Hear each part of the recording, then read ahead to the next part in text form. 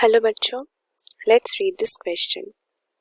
The question says, write two differences between an ideal solution and a non-ideal solution. तो हमको question में बोल रहा है कि आइडियल सोल्यूशन और नॉन आइडियल सोल्यूशन में दोनों डिफरेंस क्या है। तो हम इस क्वेश्चन का की कंसेप्ट देख लेते हैं क्या होगा।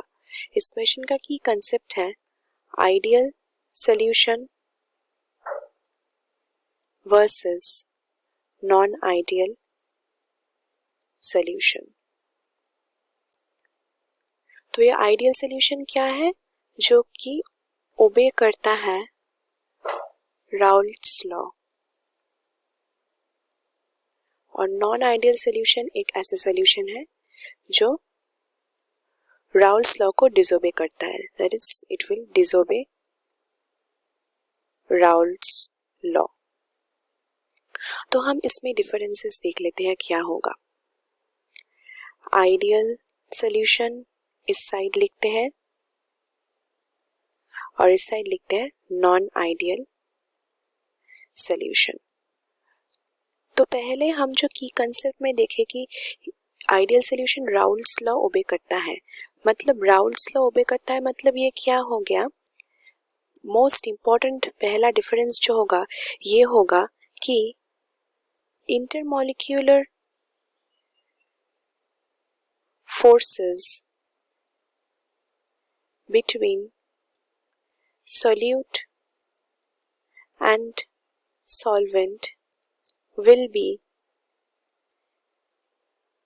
the same as the intermolecular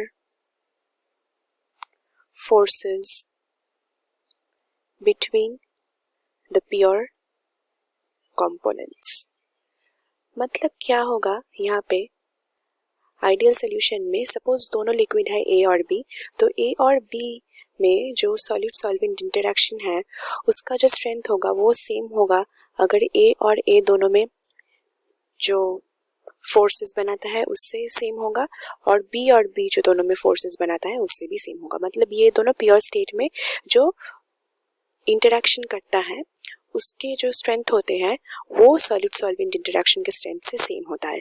तो ये है ओबेइंग राउल्ट्स लॉ। और डिसोबे करता है Raoult's law non ideal solution मतलब क्या है, जो इंटरमॉलिक्यूलर फोर्सेस होगा, the intermolecular forces between solute and solvent will be different from the intermolecular forces in the pure state। मतलब यहाँ पे जो A और B सॉलिड सॉल्वेंट का इंटरेक्शन होता है ये क्या हो सकता है, ये ग्रेटर देन हो सकता है और लेस देन हो सकता है। A और A में जो इंटरेक्शन होगा और B और B में जो इंटरेक्शन होगा इससे। तो इसका मतलब है कि ये राउल्ट्स लॉ ओबे नहीं करता है। तो अगर पॉजिटिव डेविएशन हुआ राउल्ट्स लॉ से मतलब ये जो ए और बी में जो सॉलिड सॉल्वेंट इंटरेक्शन होगा वो वीकर होगा देन ए और बी, मतलब ये पॉजिटिव इंटरेक्शन का केस है।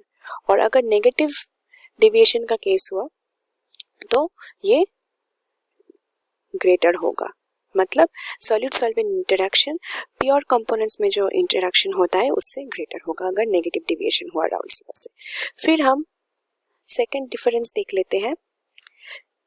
और क्योंकि आइडियल सोल्यूशन में ये सब सेम होता है, ये इंटरेक्शन इंटरमॉलिक्यूलर फोर्सेस सेम होता है, इसका कारण इसका जो डेल्टा H मिक्स होता है और डेल्टा V मिक्स होता है वो इक्वल होता है किससे, ये इक्वल हो जाता है 0 से।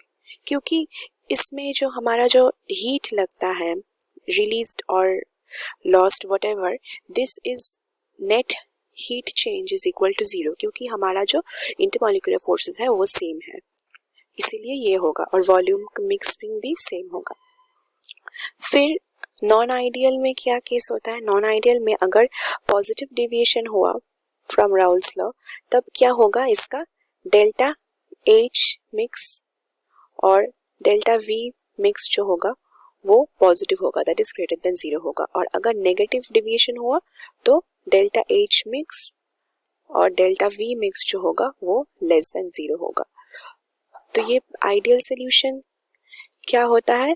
आइडियल सोल्यूशन हो सकता है बेंजीन एंड टोलुइन, ये हो सकता है आइडियल सोल्यूशन। और नॉन आइडियल सोल्यूशन क्या हो सकता है? ये हो सकता है carbon disulphide CH2 and acetone, ये हो सकता है जो कि पॉजिटिव डिविएशन शो करता है। और नेगेटिव डिविएशन वाला हो सकता है phenol and aniline. So that's it with this question. Hope you have understood it well. Best of luck.